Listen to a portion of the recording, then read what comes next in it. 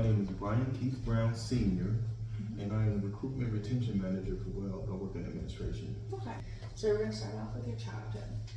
Can you tell me a little bit about your childhood? Was it a safe environment, or was it, or did you feel it was more of an unsafe environment? Definitely an unsafe environment. Mm-hmm. I'm from East Oakland, California. Mm-hmm. My parents were drug addicts. Okay. My father was physically abusive to my mother, which caused them to split. Okay. My mother's always been attracted to physically abusive men. Mm-hmm. Do you feel that your childhood might have paved the way for you to commit crime?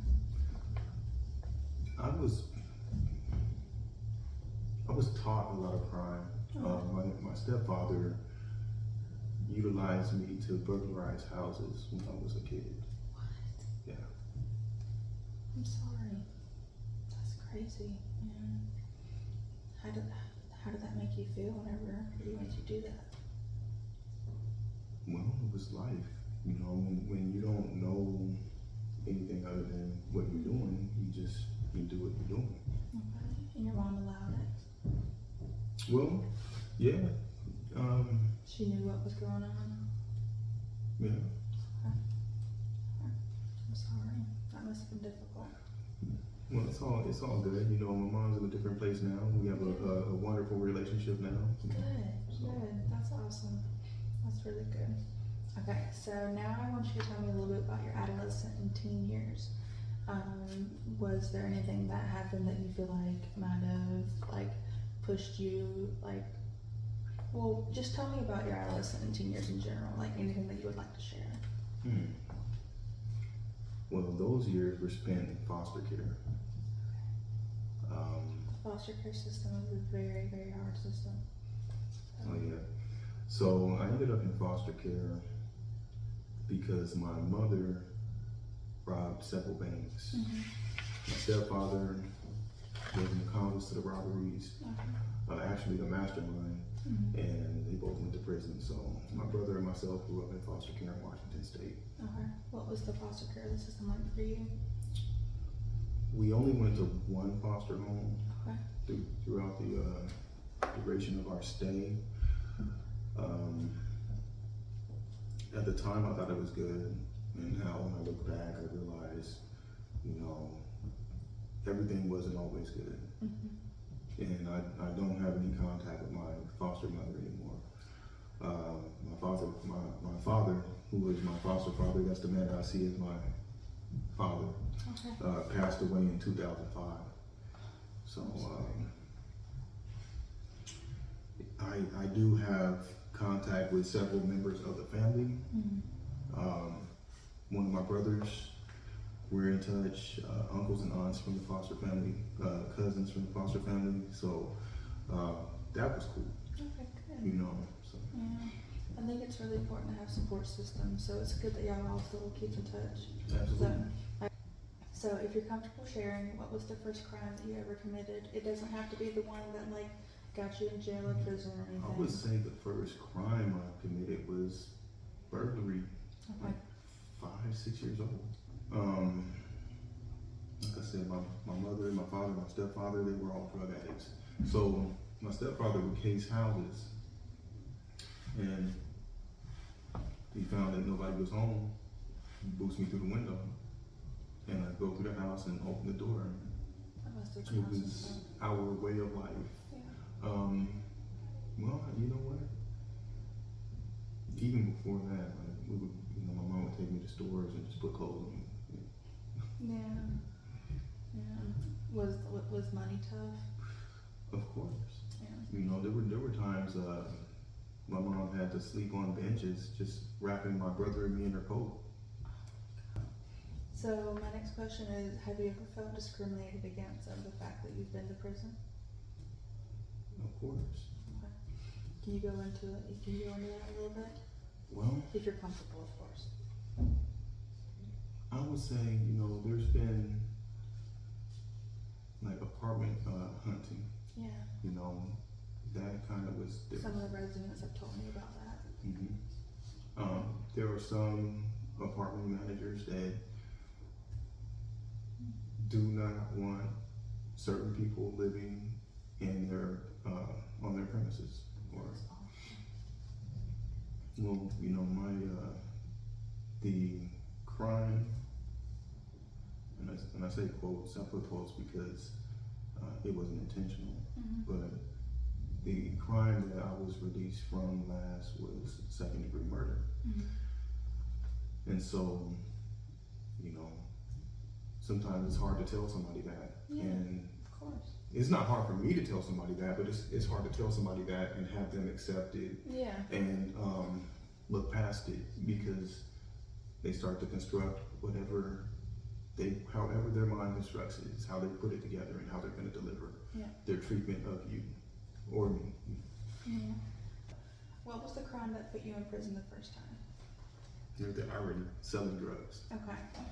What was prison like for you the first time? Mind and life changing. Yeah. And I say that, you know, in a positive way. You know, I went in and really thought about my life. I was 20, 21, somewhere around there, really young. And I really decided to stop selling drugs in prison because I thought about my childhood. And I realized that I didn't want to be a part of somebody's child not having something to eat because they were buying drugs from me. You wanted to break the cycle. Yeah. That's awesome. I've always wanted to break the cycle. Yeah. From childhood on up, I've always wanted to break the cycle. I knew that, you know, I knew the way that life was not good. And just growing up and taking a look at, like, having friends whose parents were not drug addicts, it really made me strive to live like a normal life. Yeah. So, you said you've been to prison more than once. How did it feel when you found out that you were going back to prison? Well, I actually turned myself in. Okay.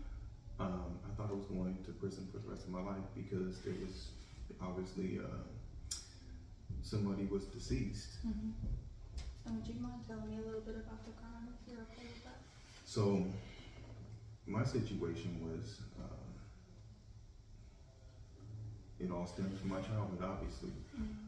I was always growing up, I was always very protective of people that I cared about and people I loved. Absolutely. So coming from a household where I seen my mother physically abused, beaten, and, you know, coming from that household where I was physically abused and beaten, I definitely took a protective role, especially growing into my manhood, of anybody who I cared about. So fast forward, my ex-wife had some cousins who they were having a difficult situation with men, and they ranged from the ages of 7 to 21. So Very young. yeah, the 15-year-old got into an altercation with a man around the corner from our house. They got into a fight. I found out about it, went around the corner like in real time and confronted the man. And your cousin was female? yeah. Okay. You know, I told him that, like, you know, you're hitting my kids. Don't appreciate it. Yeah. And if you want to fight a man. And I punched him one time, and he was unconscious. You know, so I turned around and walked away. He fell straight back, cracked his head on the concrete, and died as a result. And I had no idea. I thought it was just, you Passed know, out? yeah. Well, I didn't even watch him fall. When I saw that I knocked him out, he was out on his feet. So I just turned around and walked away. The fight was over. So from there, I knew that, you know, when I found out that he passed away, I found out the next day, I knew I had to figure out how to turn myself in. So I kind of like laid low for a little bit, called the NAACP, and asked them to escort me to, you know, the authorities so that I could turn myself in. So going into prison the second time, I knew what to expect. Yeah.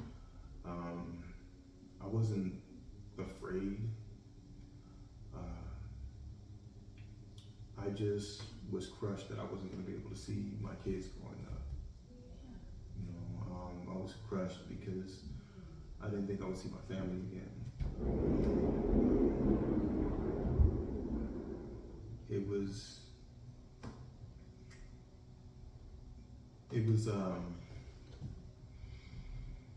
definitely, once again, mind altering and life changing, because I had a meeting earlier this week, last week. I had a meeting last week with a group of youths between the ages of 18 and 24. And I've told them I actually grew up in prison. You know, I did a 10-year sentence. I grew up. I became a man in prison. And it wasn't being 18, or it wasn't being 30. It was the mind shift, where I realized that I didn't need to be criminal minded.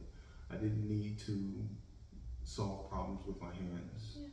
You know, I could think my way through it. I could be a person that could change the way I represent myself to the world. Are there any experiences that you would like to talk about that you saw or were told about in prison?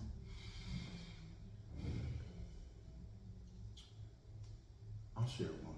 Okay. When I first got into prison at Clipchamp, there was a group of men who came to speak to all of the people who came off the chain. And it was kind of like an orientation, you know, but it was by the prisoners. 3 or 4 prisoners came in and they stood in front of us, and it didn't take long to realize, like, these are the older men, these are the vets.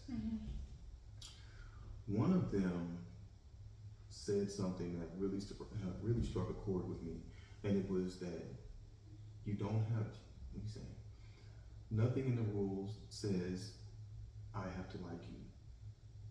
Nothing in the rules says you have to like me, but everything in the rules says we have to respect one another. I like that. It was beautiful. And so, now here's the irony of it.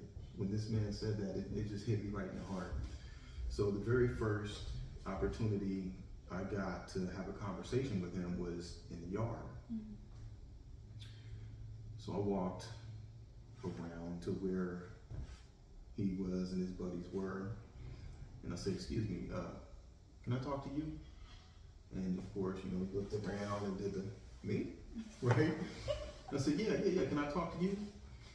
And so he said, all right. He walked over and we walked the yard, and I said, man, what you said really struck a chord with me. Lo and behold, this guy was one of the leaders of the ABs. Yeah. He was Aryan Brotherhood.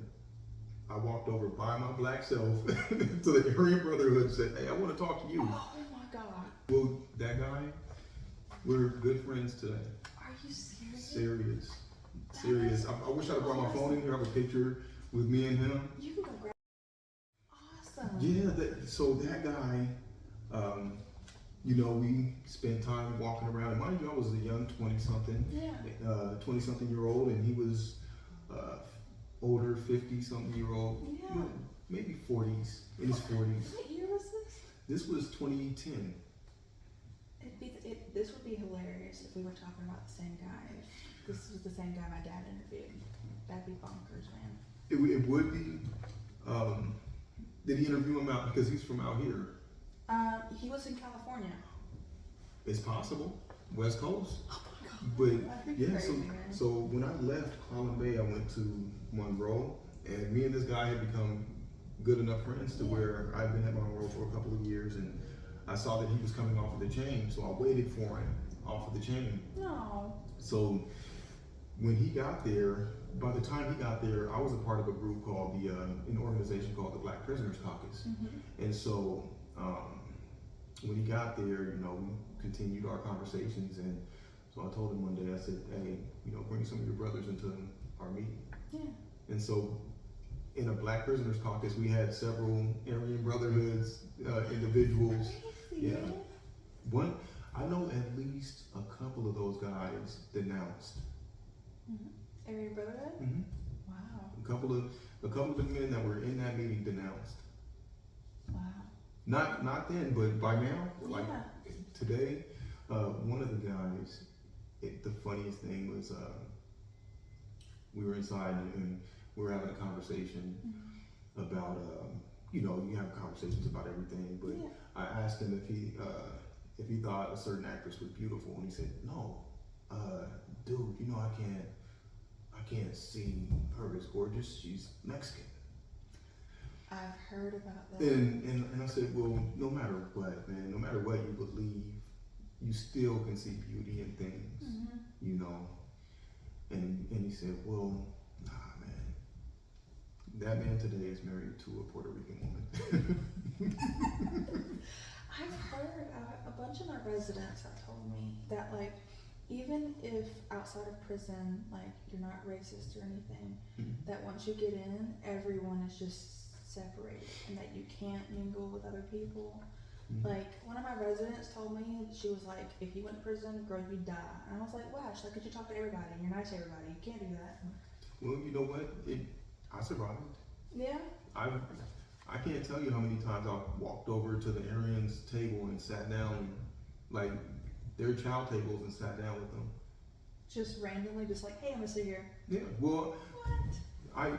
I knew a lot of them. Yeah. You know, so there was a respect factor. Yeah. You know, like I said, if you can be disrespectful, you can, because I feel like this. Everybody has their own beliefs. You and I, we have certain different beliefs about certain things. That doesn't have to be the base of our conversation. We can talk about what we agree about. So one of the Aryan guys, our base conversation started from our love for comic books. Oh. And that became it blossomed into a friendship, and that was one of the people that denounced. Wow. But a conversation, simple. His last name is Luther, and it just, of course, you know, I know about comic books, so I'm like, Luther? Yeah. What you know about Lex Luthor? And so now we're conversing about comic books, and those conversations grow into intellectual conversations. Yeah. You know, we talk about family now. You know, because Aryan or not, you still love your family. Exactly. And I'm a man and I love mine. You know, and now we can talk about what kind of fathers we are. And now what that does is that brings a connection. Oh, we agree on this. Yeah. You're a respectful man. You're a respectable man. Because, you know, if you're putting your children first and you're putting your wife first, and I do the same thing, how can I say that you're a horrible person? How can I see you as beneath me? Yeah. Prison for me was the most polite place I'd ever been. Here's the reason. Okay. Because at any time, that place can explode with violence. I watched a guy get thrown off of a tier for not saying excuse me once. I've heard about that. Yeah, so he was thrown off of a tier. And in prison, there's nothing but metal and concrete. So this guy was messed up. But He didn't die though? no, he Okay, didn't good. die. Okay, good. But one shoulder bump could explode a whole place into violence. And because people have so many connections to one another, if I was to shoulder bump an Aryan, of course, that's not just a conflict between me and that person. That's a conflict between you and the Aryans. That's a conflict between my organization or my affiliation and Aryans. So people in prison are segregated by skin tone. They're segregated by religion, beliefs, neighborhoods. Like, there's so many divisive things.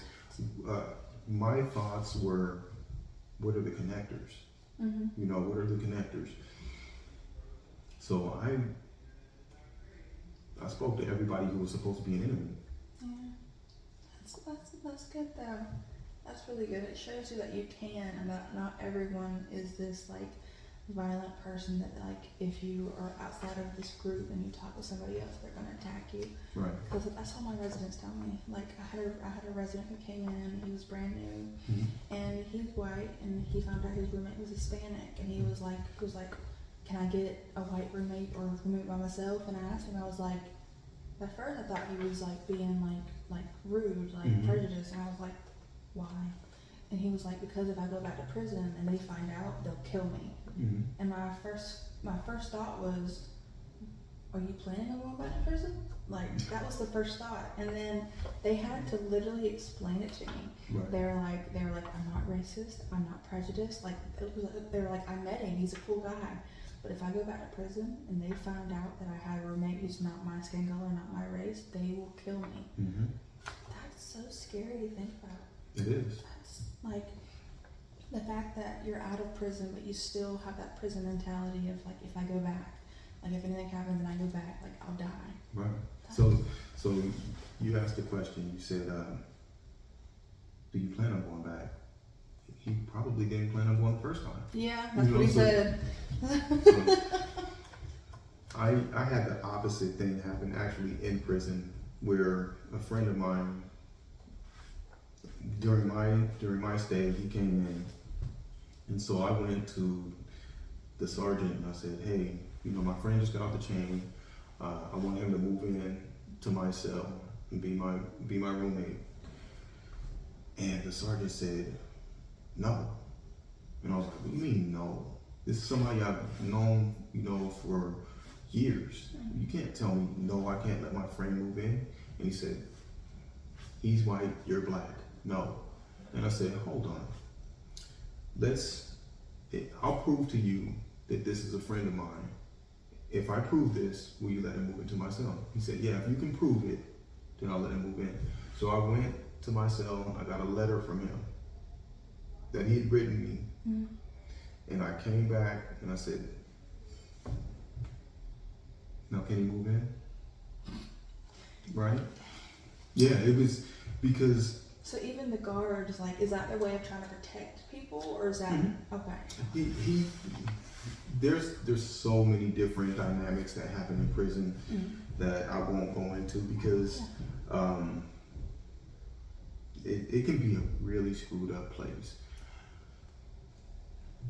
So he initially thought that I was gonna try to extort this guy, or, you know, I'm heterosexual, even in prison. Yeah. So, you know, well, you know, so, you know, he thought I was gonna try to extort the guy, try to rape the guy, and I'm like, dude, I wouldn't, Yeah. you know. One, I'm a good person. Yeah, none of that, like, but this is a friend of mine, and I wanna look out for him, I wanna make sure he's okay, you know? So, there are definitely people who inside they're so racist that they would try to kill him if they found out that he had a girlfriend outside of his race. They can't do that. Yeah. Yeah. That's hard, man. That's like, I really don't get that. I really, really don't. I've seen guys inside who were like a part of the Aryan Brotherhood who literally like had to hide their family, had to hide the fact that they had a kid with a woman outside of their race because they wanted the protection of the Aryan.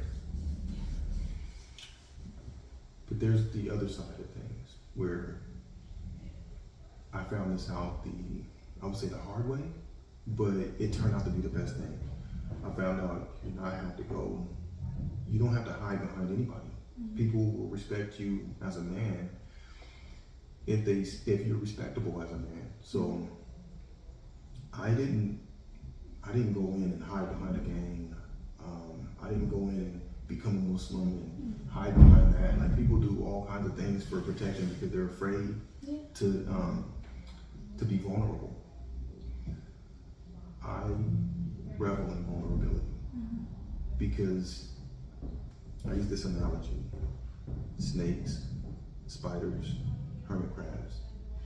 They all have a state where they're well protected, right? Snakes are predators, spiders are predators. The hermit crab has a big hard shell to protect it, but at some point they grow and snakes have to shed their skin, spiders shed their skin. That hermit crab has to crawl out of that too small shell. And now you see this soft, exposed, vulnerable animal. Snakes and spiders, they're blind because their eyelids have to harden. They can't protect themselves, so they're vulnerable. But once they once they make it through that vulnerability, they're faster, smarter, and stronger than they've ever been. Yeah, spiders scare me. I would rather them be vulnerable, but I understand the others do. Okay, so question 9: how did it feel when you were finally released? Well, here, let me ask this first. How long were you sentenced whenever you were sentenced for second degree? Okay, so my sentence it was a 15-year sentence, but it broke down because I took a deal, an Alford plea, which meant that Alford plea means I don't feel that I'm guilty of this crime. However, I'm going to take advantage of this deal because basically I know you can give me more time. Yeah. So it breaks down into a 15-year sentence. I had an agreement to 4 years community custody or community placement, which meant probation, and 11 years confined. Of that 11 years, I was allowed 1 year off for good time. So I did 10 years. Okay. Confined. Last year around May, I was let off of probation. Wow. So you were on probation for 4 years, correct? Okay. So you were released in 2018? Okay. Yeah. Wow. So that wasn't long ago. No. So how did it feel when you were finally released? When you found out, okay, I get to go home. I get to go see my kids. The truth is terrifying. I've heard it. It was terrifying. The thing that I knew was the world that I left was not the world I was entering. Yeah. 10 years of separation from anything is a long time. And so I was afraid of not being able to navigate the city, technology. I was afraid of not being as close to my children as I was when I left. Yeah. I was afraid of relationships. I was afraid of entering into a world where, I left this world where people are polite to a fault.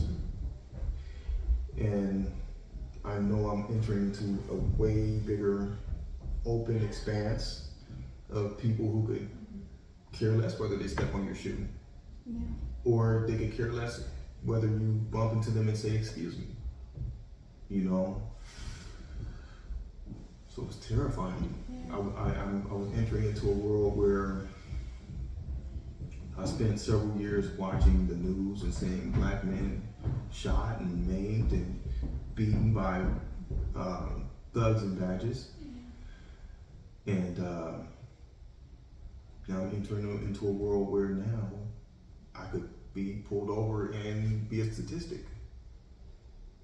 These are all thoughts before I released. Yeah. But I was ready to not be confined anymore. Not physically. I was never mentally confined, but I was ready to brave. Experience the world. Yeah, I was ready to brave the world, and I heavily believe there's no such thing as bravery without fear. So yeah, I was terrified, but I was ready to be brave and face it. I like that. That's really nice. That's what I need to learn. I need to learn how to embrace being scared, because I'm scared a lot and it makes me stop me from doing things. So I need to work on that. So when you got out, what was the first thing you did? I believe I went to get Chinese food. Cow. Great Favorite- choice. Yeah. Great choice. I love Chinese food. If you could go back and redo the things that landed you in criminal involvement, would you? No. No? My experiences made me who I am now. And any alteration, any alteration to that, I'm not the same person. Without the first prison stint, I would have never stopped selling drugs. Yeah. That pathway leads, it leads to incarceration, death. I have friends who had become crippled. I had a friend who literally was hanging out with a buddy of his, and they were smoking Sherm and What is that? embalming fluid. So they got into a disagreement, and my friend said, "Well, you know what? I'm gonna go ahead and leave." And his friend pulled out a 40 caliber and shot him 5 times in his back, and he ended up in a wheelchair for the rest of his life. And I mean, like, literally for the rest of his life. He, the year I got out, he hung himself. The friend who was in a wheelchair. Oh my god. Yeah. That is crazy. I'm so sorry. Yeah. Last question and a happy question. What are you doing now with your life, and how has it improved your life? Being a father. How old are your kids? How old are they? Yeah. So I have my daughter Anye is 24. Oh, we're like the same age. Mhm. I'll be 23 this year. Okay. What day? July 28th. Nice. Yeah. Anye's 24. Levon will be. I like that name, Anye. It's a pretty cool It name. is cool. Yeah, she thinks she's hot stuff. she's graduating college next month, so I'm flying to Florida to go check that out. South Carolina. That's what's up. Levon will be 23, July 17th. Shoot, we're almost birthday twins. Conlon he'll be 12 in June 22nd. Y'all started all over. These are so different mothers. Okay. Different mothers. Brian Jr. is 10. Oh. Riley is 9, and Theodore is 4. You started all over, my man. 24 to 4. Well, yeah, kind of. Aw, I sweet, though. started fathering early, but I actually started bio-fathering later. So my bio kids are Brian Jr. and Theodore. Okay. But all of my kids are my kids. I don't do the step. I don't do the, Yeah.